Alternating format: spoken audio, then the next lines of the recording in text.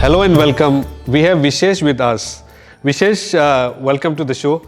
We'll talk about the importance of capital in the growth of any D2C brand.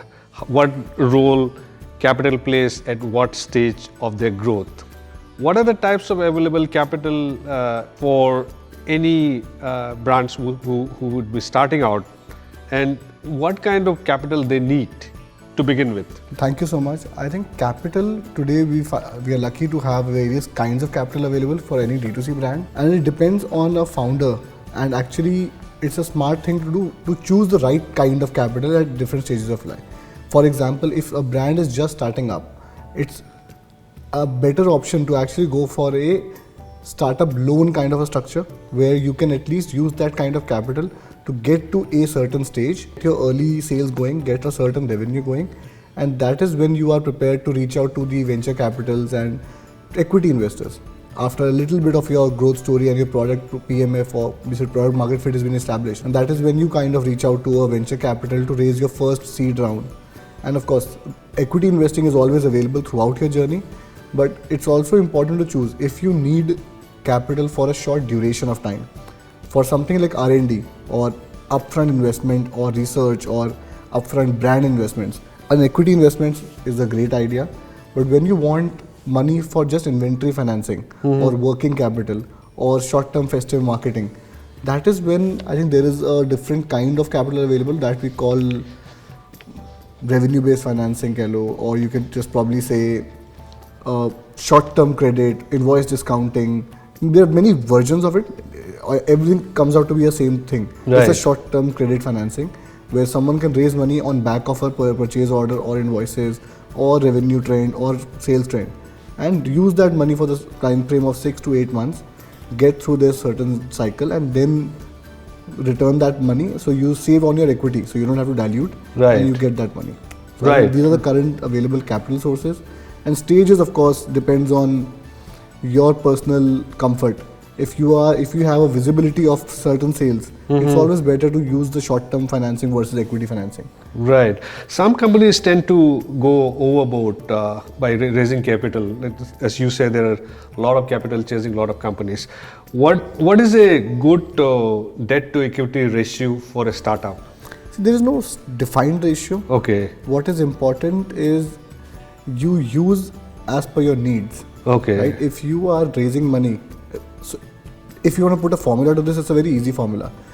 We should look at what is your CAC, that is cost per acquisition, what kind of inventory you have available. Right. If you are raising money for marketing, right, so just look at how much pieces do you have to sell. For example, you have 1,000 pieces to sell. Your CAC is 500 rupees. Overheads is another 500 rupees. So 1,000 into 1,000 is the capital that you might need. Now, if you're sure about that sale, you can use a short-term credit, raise that kind of capital, put into marketing, have some buffer, get through your inventory. Right. The problem starts when you don't have, you only have 1,000, but you have raised 5,000 for marketing. Yeah. So where will you spend? Because you don't have enough material to sell. Right. So the money ends up lying idle till you don't get the next set of inventory. But in that duration, you end up diluting unnecessary equity. Right, right. This is an interesting point you made. This is what is happening with some established players as well. They raise equity, they raise money, and then they spend heavily on advertising during IPL, or rather than judiciously spending it on infrastructure and technology and all. What is your advice for a company who starts up? You see, it's all about stage. Right. Once you are a brand which needs that kind of ATL activities where you need to go to IPL or get celebrities, you need to do that. You need to be at a certain stage for that. That stage means that your product is already selling. Right. You already have a decent revenue flowing through you. If you think that getting a celebrity will get you more sales, which my personal opinion is does not happen. Right. It's more to build out a brand and trust in consumers' eyes, not getting orders. If your target is to increase your sales, getting more orders, the traditional performance marketing is always a great version. Investing in that is always a better idea. Right, right. And what are the different stages of fundraising? Stages, of course, there's a standard stages. Standard, right? What is seed, Series A, B. Series A, Series B, right. If you want to define them, what is the seed stage? Seed stage, from my point of view, would be once your brand is already started, Right. you are selling a certain amount, you do at least a bare minimum revenue to prove that people are buying your products. That is when the seed stage is the right time to raise money. Right. Right. Now I want to scale up my business. I have already seen people are buying my products are working, I have good feedback. Before that, if you want to raise money at idea stage, we still call it seed, but it's not it's not the right time to go out. Any founder should at least invest certain time and effort to get to a certain revenue stage before reaching out to investors. To show something, right? Yeah, and then of course, A, B, C is all about your scale and your stage of scale. How much is your revenue, and revenue defines the other stages. What about the pitch? Who do they approach and how do they make the pitch? Pitch deck, I think, is the most important here. I think people should spend a lot of time refining their pitch deck. I'll give you a small strategy on pitching and how to create a pitch deck. Right. Step one is, of course, use the attention cycle, right? So anyone who's opening a pitch deck you only have about 10 to 30 seconds of his time to grab his attention, and you are not there to say anything. So your presentation needs to speak up. So the slide 1 or the slide 2 has to be very, very compelling, and it should be all about your numbers, because an investor is only understands probably the numbers better than your product definition. Right. If numbers will tell their story automatically. So the first and second slide should have the numbers proving that your product has product market fit, proving that your business is doing well, and then you can take over from there saying what is your product, who is the team behind it, why did you get into this business. All kinds of other frills around the business should come later. I think numbers will catch attention. Now, once the pitch deck is ready, I would advise a strategy that's kind of been tested by us various times, right? What it means is, you make a pitch deck, don't send it to 100 people, don't send it to even 10. Right. Just send it to maybe 1. Try and get meeting with one person first. Go and pitch. Now, once you have done that, he might say no, he might say I'm not interested, he might say anything. What is important is you are not there to raise money. You are there to test your pitch. So get feedback. Then once you get the feedback from the first guy, implement that feedback and then pitch to the second guy. Right. Once you get more feedback, again implement back into pitch back, reach out to the third one. Even pitch is a learning process, right? So keep refining the pitch basis feedback. Right. Because you will only get one shot with anyone. People will not give you 6-7 tries to pitch your business to them. That's not how it works.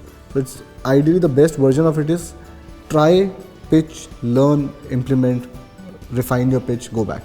Do you at Shiprocket also help companies to raise money, to help them how to pitch and where to go, where to raise money? Exactly. So for startups, I think Shiprocket also has an initiative called Rocket Fuel. Rocket Fuel is an in-house accelerator. What we do in that accelerator is we select a cohort of 15-20 D2C brands in a quarter. We will give them access to a panel of mentors. These mentors are experts from their field, performance marketing experts, brand experts, D2C founders, scale D2C founders, people who have exited and sold D2C businesses, people who invest in D2C businesses, all kinds of people who will help these startups understand what it takes in different stages of the journey. In the accelerator, these startups get access and one-to-one sessions with their mentors, and that helps them in their first quarter as a journey to prepare them for a fundraise. And we only choose startups who have not raised any money yet. It's very, very early in the journey. Okay. Now that you're prepared to raise your first set of capital, that is where the accelerator takes stage 2, where we will first, Shiprocket can invest certain capital, of course. Right, depending on the company promising, right? Yeah. Profile and everything else. We can invest a certain amount of capital, we can invest credits. So we help them any kind of cash or capital way we can. We also take them to all of our empaneled investors. So we have partnered with all the D2C focused funds, where we share leads and startups with them for them to invest, and we also co-invest with them.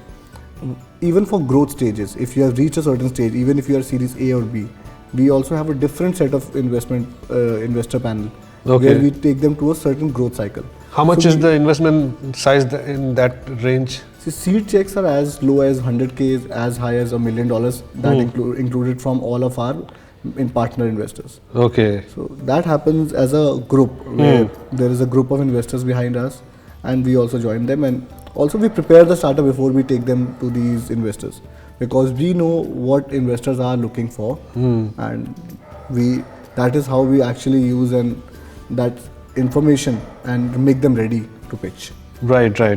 And you have all the data, who is doing what on your system, Yeah, right? that You data know. helps select the right people. Right. Yes. Yeah. So it's win-win for both, Yeah. right?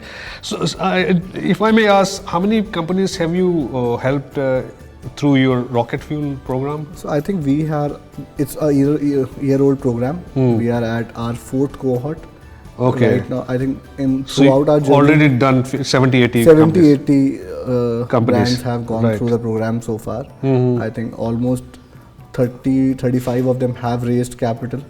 Vishesh, are you able to name some companies that have benefited through your rocket fuel program? Sure, yeah. So I think one of the first startups that joined the cohort was a brand called Supply 6. Supply They 6. They make meal replacement shakes and protein shakes and bars. I think they did very well throughout their journey. They've scaled phenomenally well. And of course, now there are 70, 80 brands in the list. Won't be able to name a lot of them, but I think that was one of the first ones which we worked together. Okay. And going back into your own journey, you started as a very small company, and then you became really big, and eventually you might have hired investment bankers for your latest funding rounds. How did you start, and what kind of challenge did you face? Did you know all these steps, where to raise money, how to raise money? If you could just tell me about your story. Sure. So I think no one knows these steps. I think everyone jumps into it with some kind of hope. But these steps are something, there's no college or formal education around. Right, yeah. So everyone learns on the way. Right. For us, I think the journey had been a little bit easier while we had to pitch and all. We had been lucky to have a very, very nice set of board members on our side. Okay. So the first investment that happened was my network in terms of I knew someone, we pitched to them, they liked and they decided to invest. Okay. Then next investment, the first investor referred us to their friends and their network. So they referred it to us to a couple of people, one of them decided to invest. Then our second investor referred us to more bigger investors, and So it's a network of people. it's a network of people. Right. Our investors kept on building that network. Right. Made the recommendations, got us meetings. We got to those meetings, but that's about it. I think they can get you the meeting. What you do in that meeting, how you present what you do is up to you. So I think that is where the founding team members, I think, made their impact, shared their story well, shared the business opportunity well, and then of course it's all about the pitch. And then they become your spokesman, right? Yeah, and every investor that joined, and we are lucky. I don't know if this happens more often. I think we have been lucky there.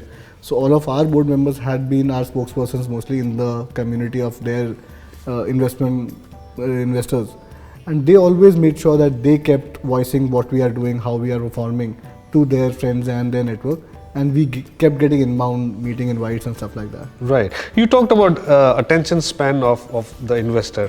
Now you know how important is slide 1 and slide 2. What was it like when you started? See, I think You might have made a lot of mistakes as well. of course everyone does that. There's no one knows the right method to that. Right. But What was the biggest learning I think for you? our DNA is different around. We always started with numbers. Right, okay. Because when we started the business, we also started as a bootstrap company. We were already doing some revenues. So it's all about numbers because Right. Something to show. Right. Something yeah. to show. When Right. someone sees that there are people using your platform, there are people using your software, they're already paying for it. Right. Half of the questions are gone. Will someone pay for it? Why would they use? Those kind of questions are already answered by saying that people are already using, they are paying me for my software. You were lucky when you approached the investors, you had a revenue model, right? Good, robust revenue model.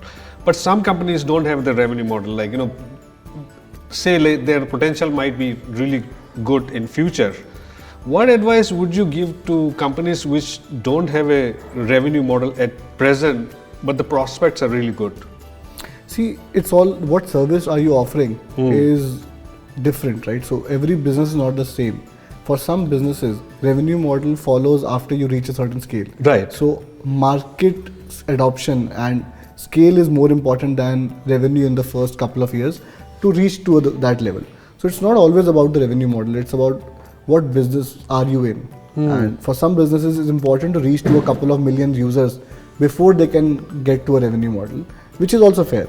Right. For a business like ours, which is a B2B business, it's different, right? For us, what service we are offering are to businesses, and businesses can pay upfront, right? So it's all about proving that people are willing to pay for your service. From a consumer standpoint, maybe some businesses want to get to that certain market adoption and market scale before they raise more, but both are different. Right.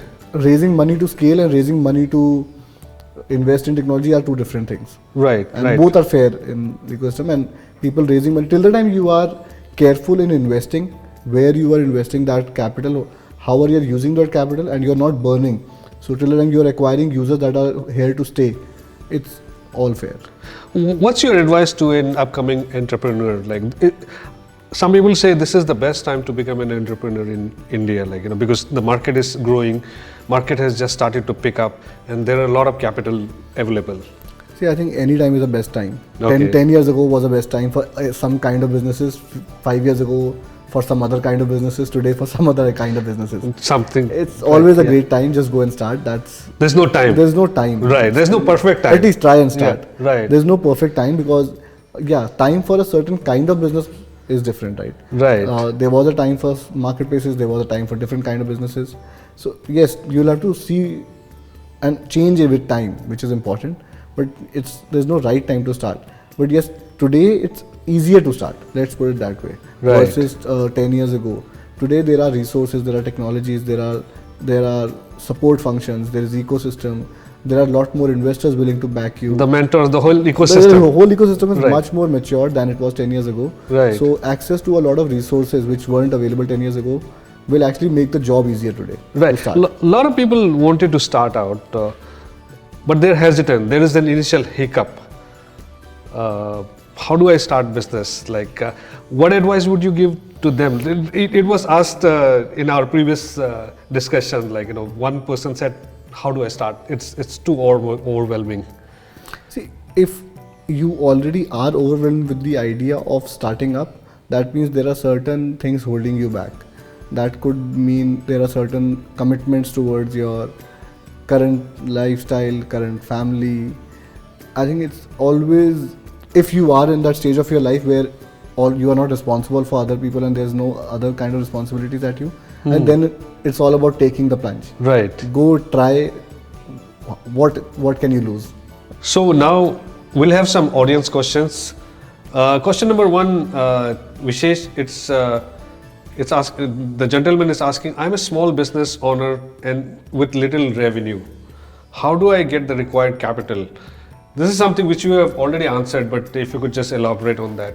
See, I think if you have already started, you already have some little revenue going, you have two options, right? One, if you already are sure about your cost of acquisition and you have enough inventory by your side, it's a better idea to raise a very, very small short-term capital like we mentioned, revenue-based financing, inventory financing, or any kind of such short-term financing to increase that number, right? The other version, of course, is you always have the option to raise your first seed round with your first set of revenues going. So little is nothing. If you already have revenues, no matter how small they are, at least your product is selling, you have the product market fit, which is important to go and at least start pitching to the early stage investors to raise your first set of capital. Right. Another question is, where can I connect with investors to get the funding for my startup? I think, what are the avenues available? see, avenues is all about networking. So don't be ashamed. Make sure you LinkedIn, go attend events. There are, like I said, the ecosystem is so matured. There are about hundreds of events happening across India at any given point of time. Try and attend any number of events that you can. In that event, don't just see and come back. Try and network with people, introduce yourself, go and say hi. It's nothing wrong with that. And other thing is about that on LinkedIn, you can send your pitch decks, reach out to people, send a cold message. There are these platforms like Angel List, Mumbai Angels, Indian Angel Network, Angel Networks, right? Where you can reach out to multiple angels at one point of time.